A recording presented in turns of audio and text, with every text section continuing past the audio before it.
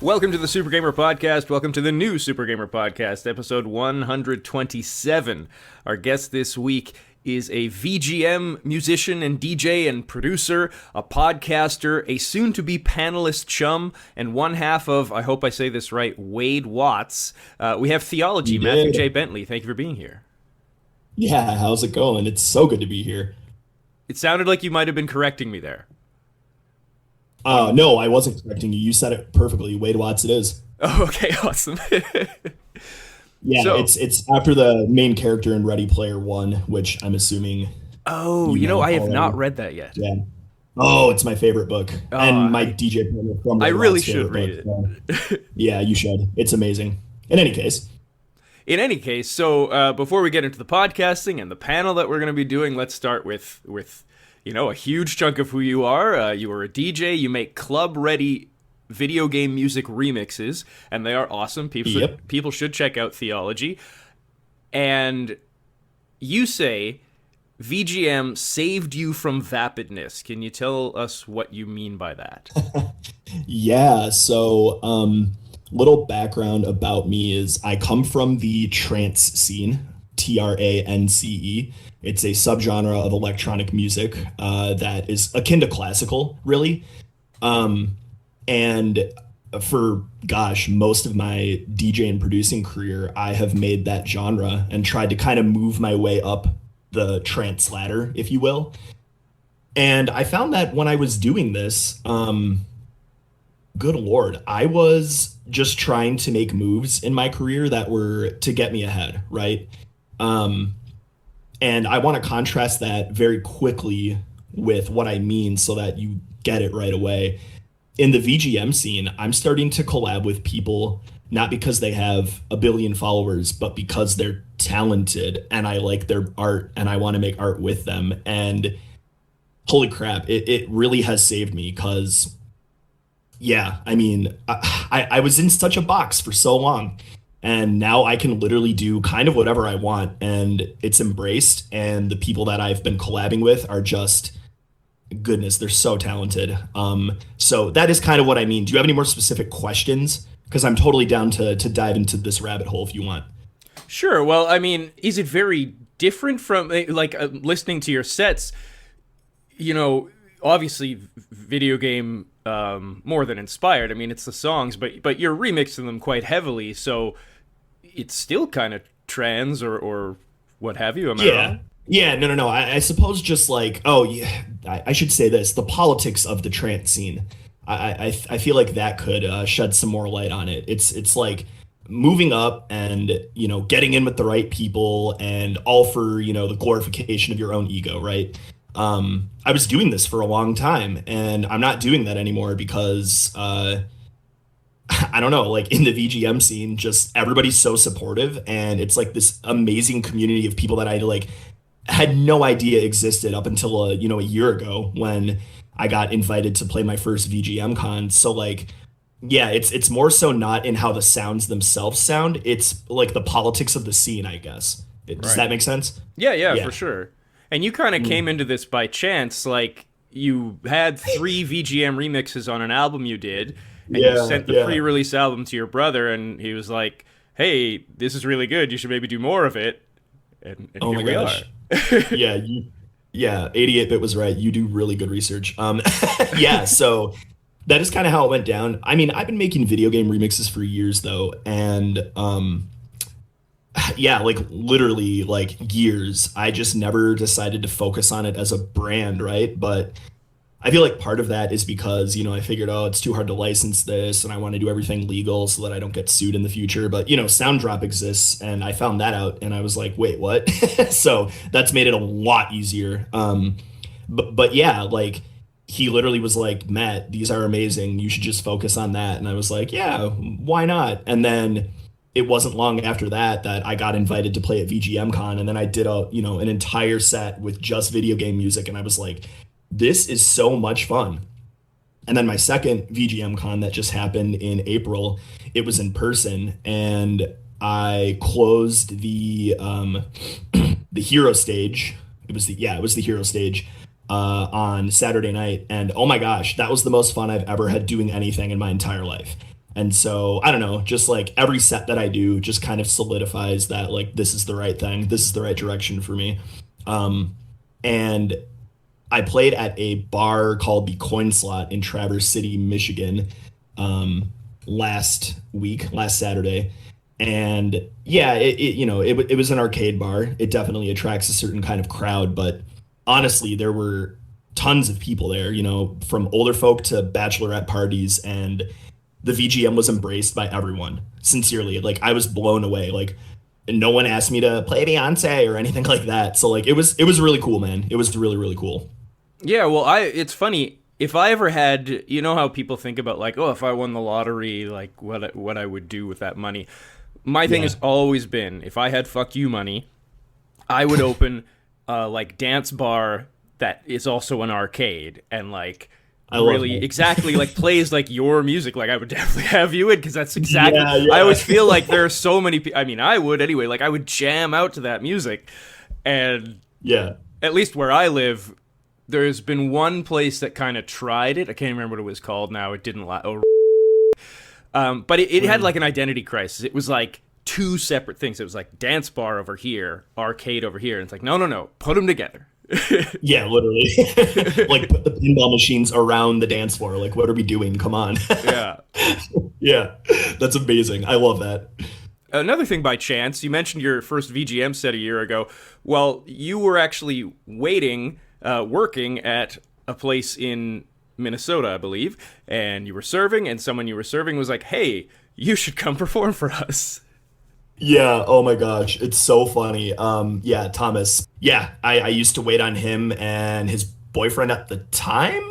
Yeah, they would come in for happy hour. I would give them copious amounts of loon juice. That's a cider in Minnesota. And yeah, that connection was established. But literally, I had no idea that he did anything with VGM Con. Had no idea. And then after I released my album, that had the three VGM remixes on them. The Donkey Kong Country Mining Melancholy, Sword Search from Link's Awakening, and the Secret of the Forest remix from Chrono Trigger, which is actually my favorite remix I've ever made. Yeah, had no idea, but then he just approached me and was like, hey, do you want to be in this VGM Con? And I was like, oh my gosh, like, wait, what? It's just weird. It all kind of just happened by chance, right? But in such a beautiful way, and I'll never forget it. So yeah, crazy connection, right? Yeah, and what I really love, it seems to me like this has all come full circle for you since you got into dance beats and sort of EDM by downloading video game music remixes off Kazaa as a kid. Yeah, dude. Wow, you do really good research. Oh my gosh. Yeah, literally. Okay, so we had this friend named Richard, that he would come over every Saturday night, and then we would have a Super Smash Brothers Melee tournament. But we started doing this thing where we would turn off all of the lights in the basement, and then we would have like death matches with Nerf guns. Oh my gosh, those were so fun. But Richard would supply the music, and he had, goodness, oh my gosh, this CD with like, there was like a really old school like deep house remix of the Song of Time on there, a Tetris like hardcore techno remix. Gosh, what else? There was like Star Wars remixes. Yeah. So like, yeah, that really like impacted me as a kid. I remember like ripping the CD to a cassette tape and then listening to it on a Walkman when I was like, I don't know, in fourth grade or something. And there was this like Zelda Icy Mix, which I don't even think is from Zelda now that I like am actually like talking about this out loud. But that's what it was called on the mixtape. It was just Zelda Icy Mix. And I thought I was so cool because I was listening to electronic music on a Walkman in fourth grade. Gosh, that's hilarious. I'm only 31, but yeah, I used a Walkman. Oh, hey, don't worry. I got you beat by a bit. Yeah. I love it. You know, you've traveled quite a bit. Where do you think gets the most hyped to see a VGM set? Ooh, snap. Well, honestly, like I've only really done VGM sets in the States. I did a set in the Netherlands, October of last year in this town called Harderwijk that I love. Het is mijn thuis. Yeah, I speak Dutch. Yeah, literally, like I played, let's see, it was mostly VGM, probably like 75% VGM remixes, and yeah, the crowd loved it. There was this guy there named Martine, especially, who loved it, and he was like, "Oh my gosh, like I run a YouTube channel, send me your remixes." He does like crypto stuff. Really cool dude. But yeah, I guess the Netherlands, if I'm to say that. But I mean, wouldn't it be awesome to do one in Japan? Like, wouldn't Yes. that be embraced? I don't know. Like, that's definitely a goal of mine, someday. So I don't know. I find that like a lot of times, either I get booked for shows in the most random ways, like, how we discussed earlier with VGMCon, or I create my own future, and I guess I do business development. I'm putting that in air quotes.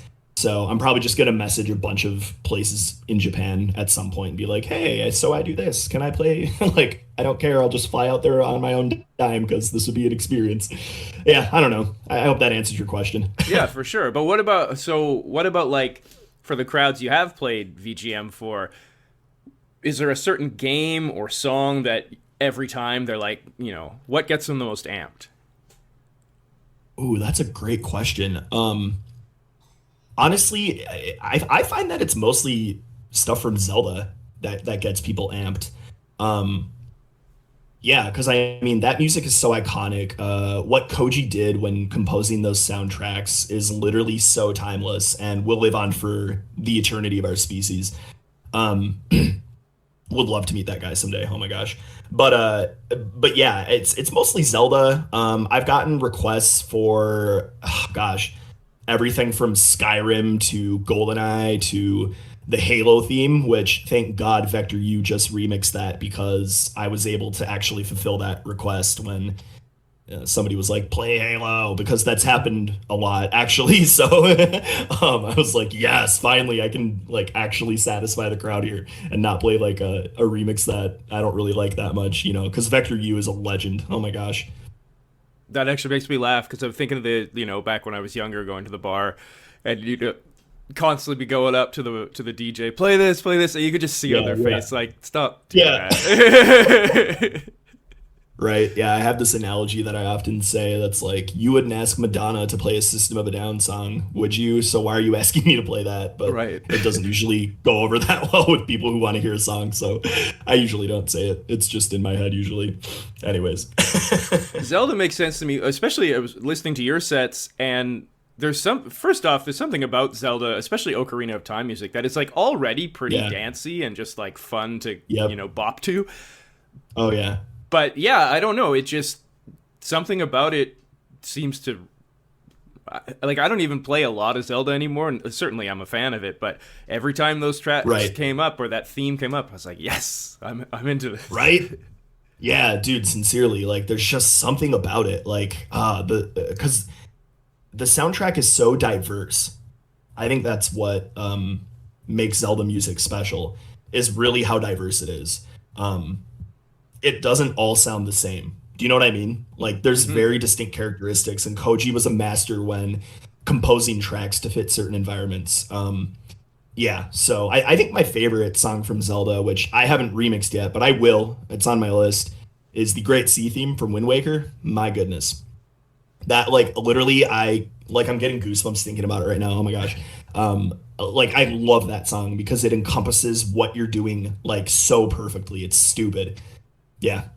Actually, listening to you, totally an aside here, but I can't remember which song. Is this Song of Storms? That do do do do do do do do Yeah, do. yeah, yeah. Yeah, Yep, the yep. part where it's like do do do do do. I was like, that is the Game of Thrones theme song. Oh my gosh.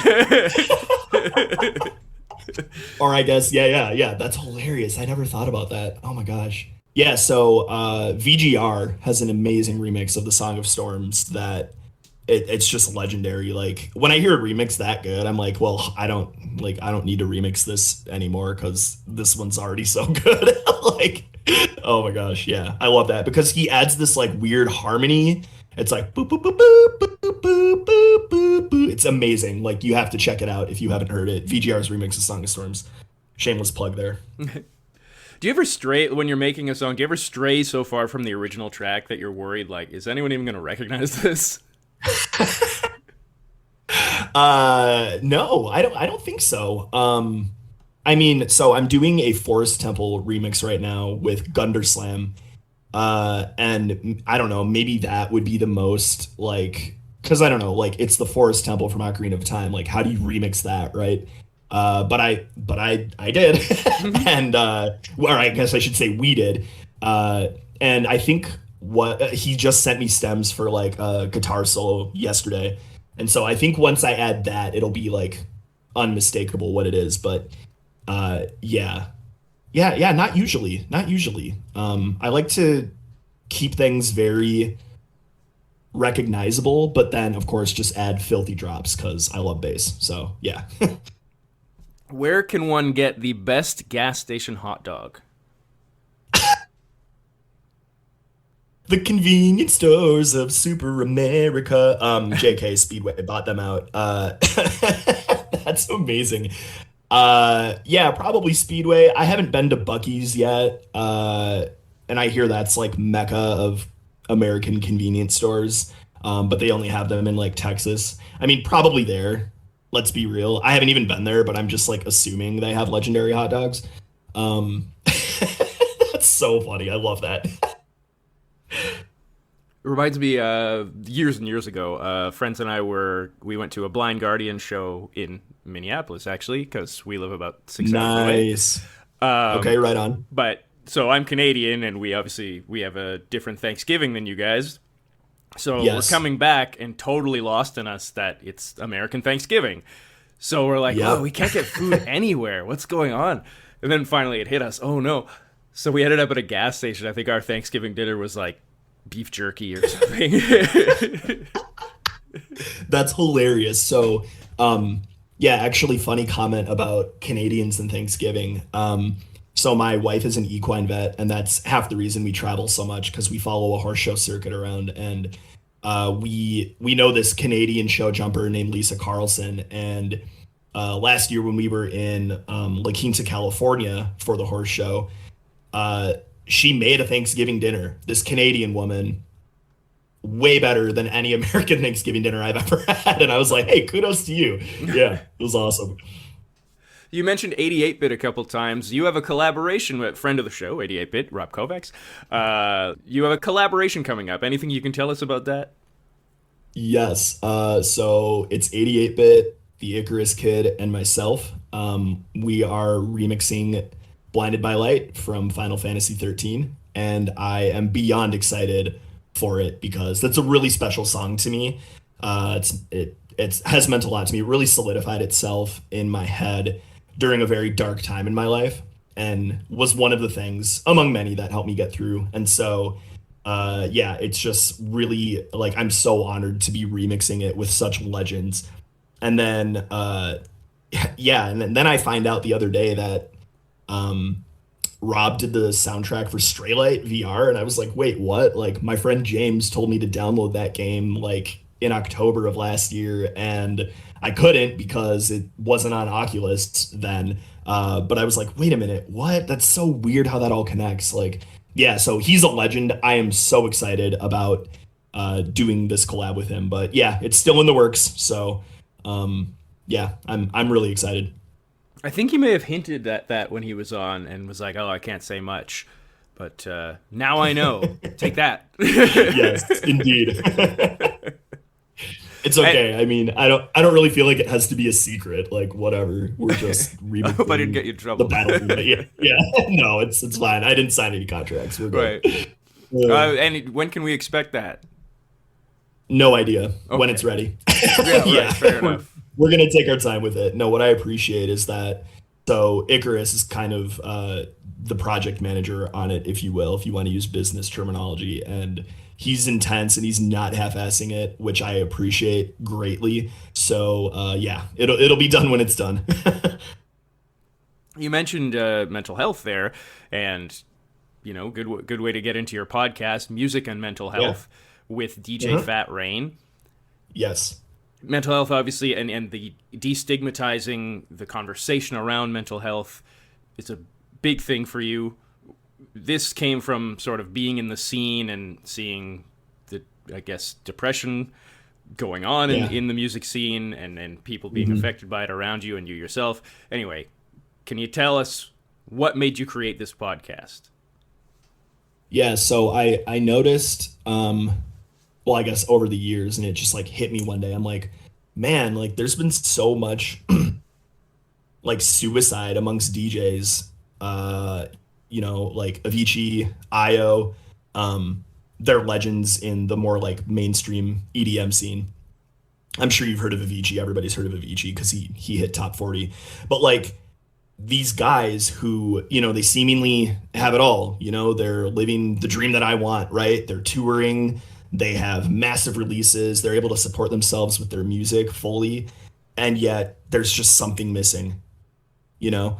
And I was like, well, I'm not a therapist, I'm not a licensed psychologist or anything like that, but the more we talk about this, the lesser, yeah, I'll just use that word again, the lesser stigmatized it gets. And I don't think there's really any reason why we should keep that stuff to ourselves. Like if we do, we'll just implode. And so, yeah, I started this project as a way to use my music for good, right? As part of my an initiative here with music and mental health. So the podcast is like an hour DJ set. I throw in as much VGM as possible. But sometimes it's not, it just really depends on how I'm feeling that week or that month, excuse me. And then I talk about mental health topics with my life coach, Nathan Ashby, who goes by DJ Fat Rain. He was also the flower man at my wedding, which was awesome. And yeah, he definitely helped me through some really tough stuff that I had to process, sort of kind of like a pseudo therapist, if you will. The dude's amazing. He's got an intellect beyond his years, and he mentioned doing some sort of a podcast or joining forces to do some kind of creative thing with me. And when I approached him about the idea, he was like, "Yeah, this is it." So yeah, that's sort of what the podcast entails, and I just want to be one tiny voice out of a sea of people that needs to hear these things about mental health, and that it's okay that you struggle. We all do, and if we don't at some point, we're faking that, right? Like, so yeah, it is very, very important to me, and I just hope that I can at least help one person, because if I do, then it's completely worth it. Well, you have apparently helped one person at least. You have had someone come up to you and say that your music saved their life. Yeah. That's pretty wild. Yeah. And this is back before I did really anything with VGM. Yeah. So I won't say this person's name, but they've been a huge support for my music over the years. And yeah, like they told me this during the last set that I played in Minneapolis before I moved with my now wife to pursue her career. And I wept. I wept like a baby in his bosom, if you will. It was mostly his shoulder, but yeah, I wept like a baby. Like there's nothing more fulfilling in life than hearing that, right? Because I'm not in this to build my ego. Right? I'm literally in this, and I want to make art because I want to help people. I want to be that escape for them, right? Where they'll feel just a little bit better about, their circumstances or whatever they're going through. So yeah, that was the most fulfilling thing like ever. I can't even describe it in words, man. Well, I certainly appreciate and agree with adding your voice or being a voice, however big or small, as far as mental health. Speaking from my own experience, like you say, we all have our own struggles. I certainly had and continue to have dark times in my life. Yep. Am now on anxiety meds, which is good, but I certainly am. Everyone's different, everyone do their own, whatever is best for them. But talking about it helps me a lot, just being able to say, here's what's bothering me. And, I luckily have great people in my life who will listen to that stuff. And it really does just sort of take a weight off. So kudos. It always does. Yeah. Thank you. I appreciate it. when people need a little bit more I guess oomph, like taking meds or whatever, like that's something I obviously can't help with, and I won't ever be able to help with that. But even coming from you, as somebody who does, and like just that feedback, that's very important, and so yeah, thank you for that. And you put your money where your mouth is. You are donating a portion of your proceeds from Theølogy to the American Foundation for Suicide Prevention. Yes. So I did that this year. I'm switching charities though. I want to donate to a charity that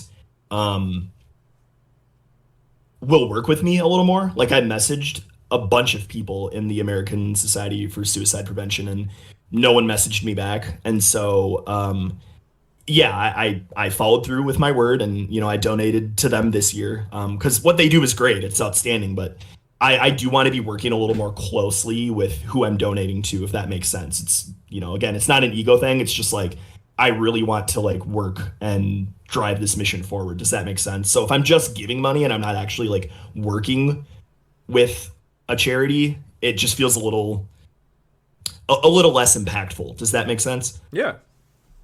Yeah.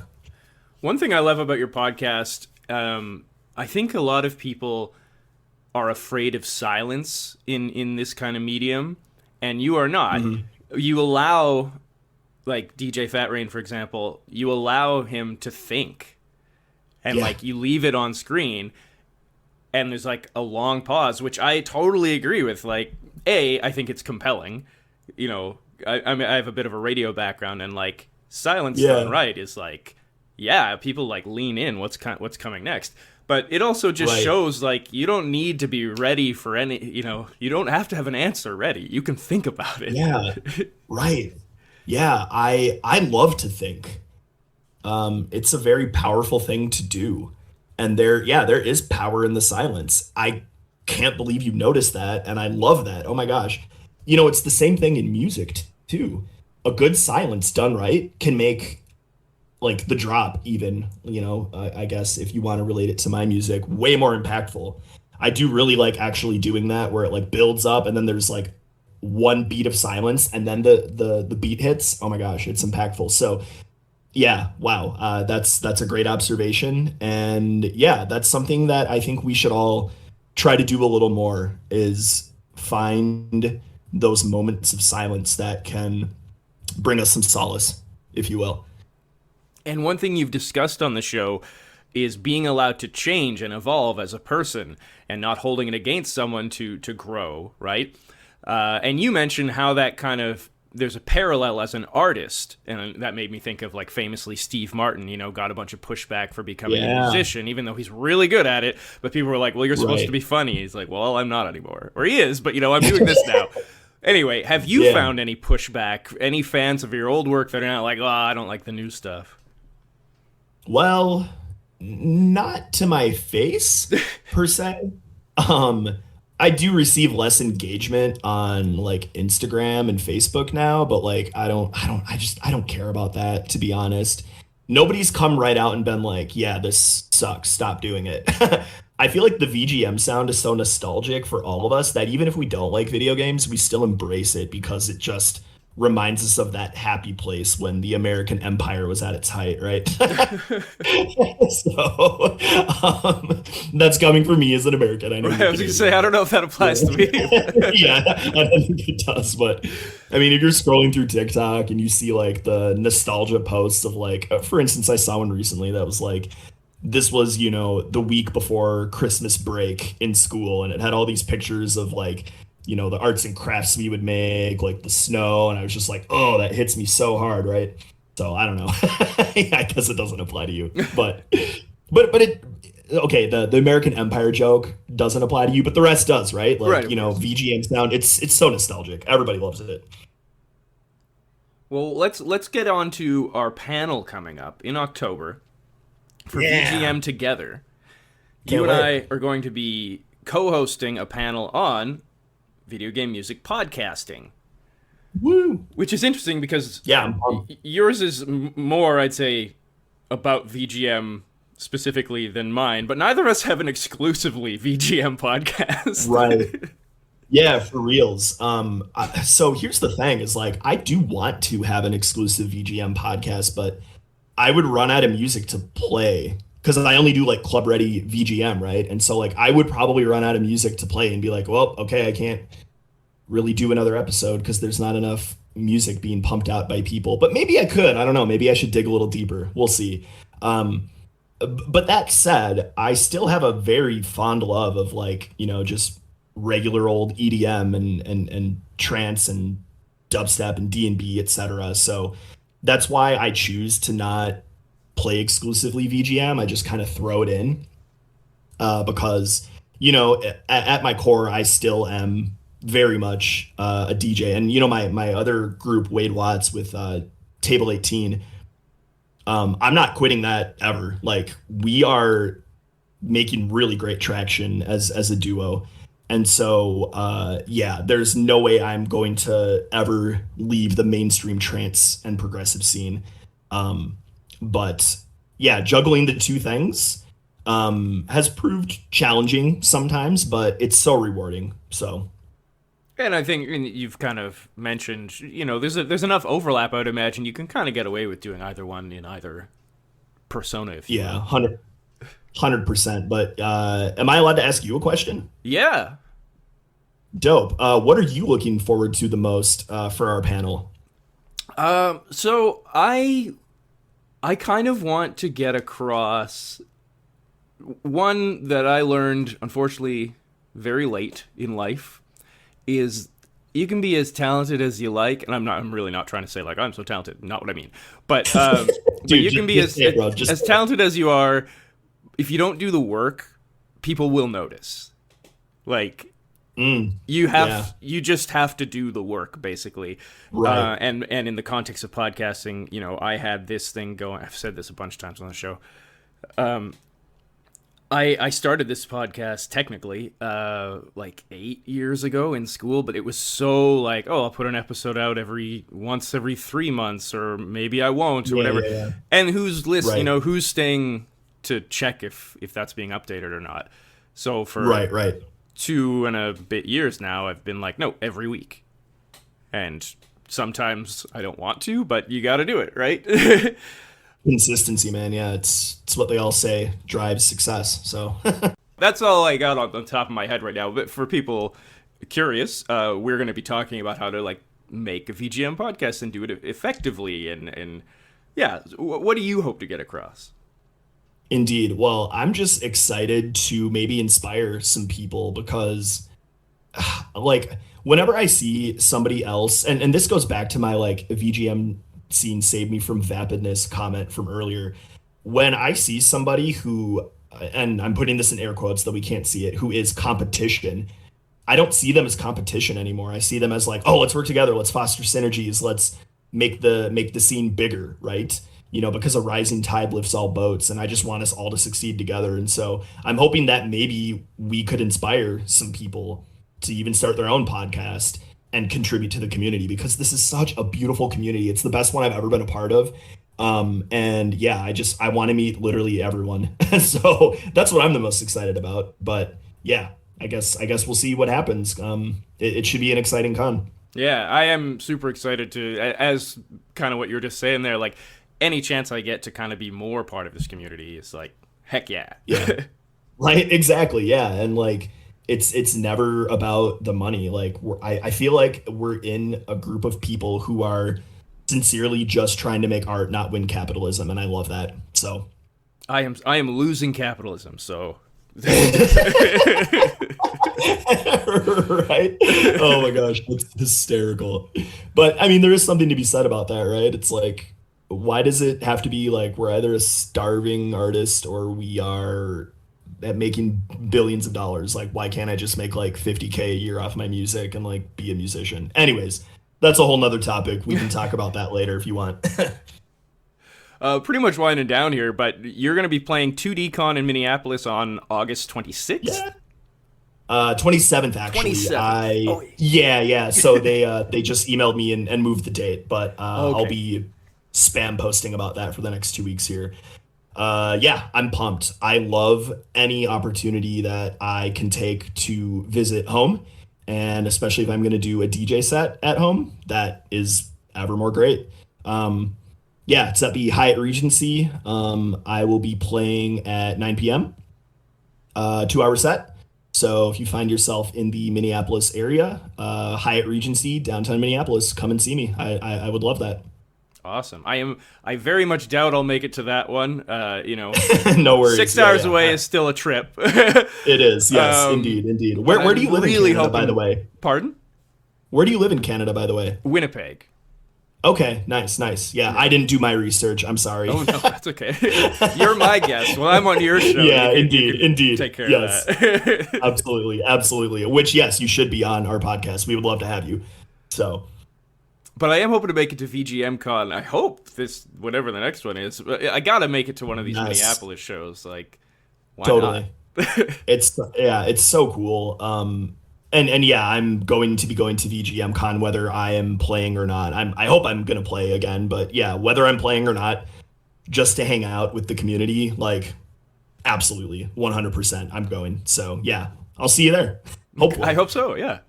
Yeah. All right, well, people should check out Theølogy, twitch.tv/theologymusic or theologymusic.com. Anywhere else people can check you out? Yeah, if you just go to my Linktree, linktr.ee/theologymusic, it's got all my socials there.